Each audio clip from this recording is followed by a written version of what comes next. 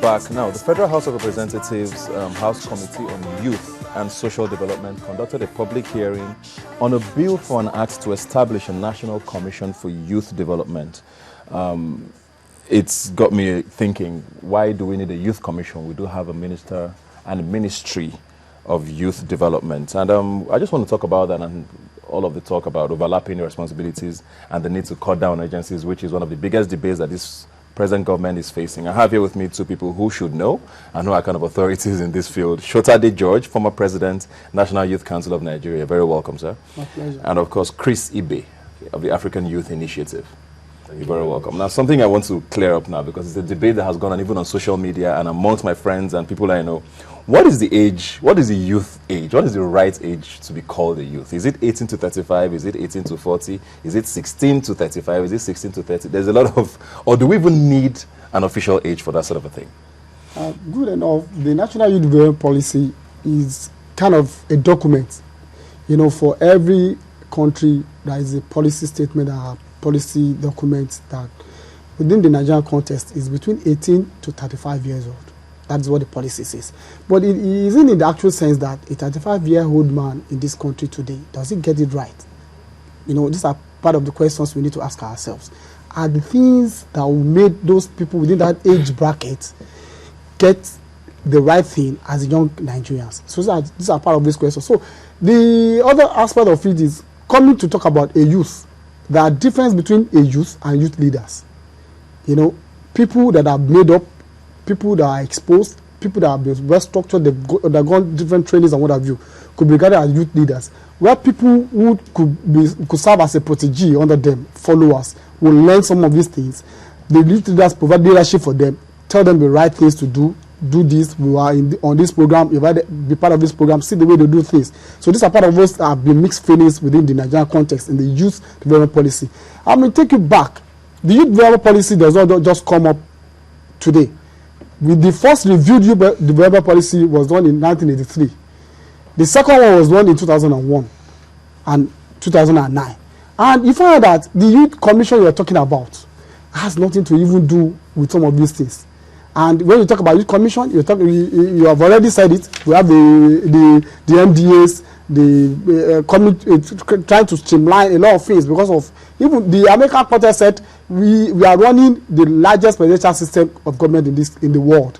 And by the time they are now talking about youth commission, youth development policy, youth development ministry came up as a result of the yearning and aspiration of National Council of Nigeria.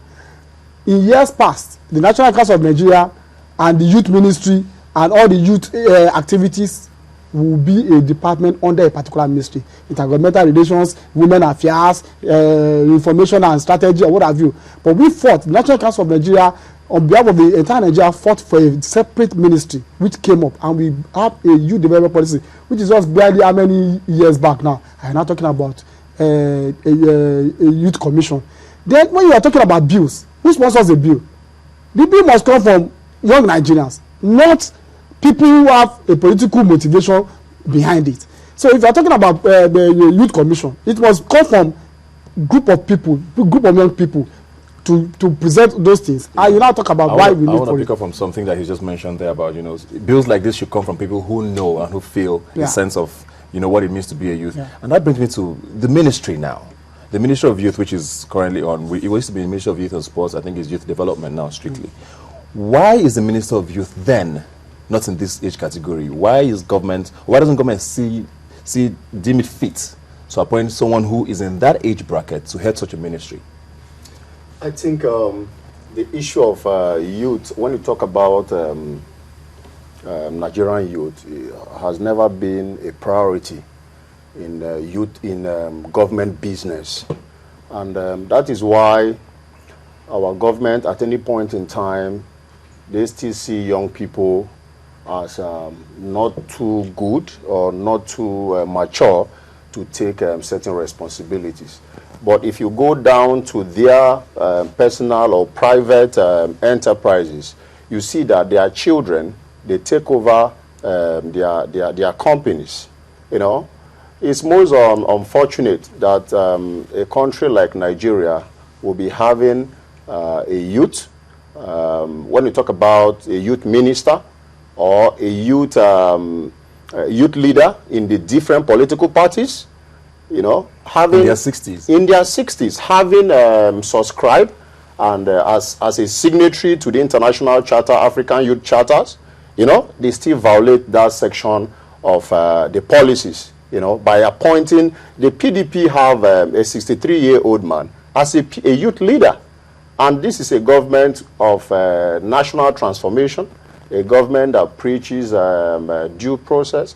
I think when we had the youth launch, with a presidential launch with Mr. President, the Olawale Ajani, who was our national president, told Mr. President categorically that we need a youth minister. As at then, the Minister for Youth in Ghanaian was not up to 35.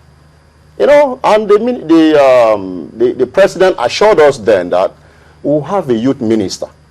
You know, having won the election, came to interact, to hobnob with Nigerian youths. We were happy at Eco hotels and suites. Everybody was happy that Mr. President was talking to us, was promising us, but most unfortunate, you know, we saw good Bolaji Abdullahi came before he moved to sports. Yes. Yeah, though it was a near fulfillment of his promises. But when Honorable Inua Adu Kadri came, he became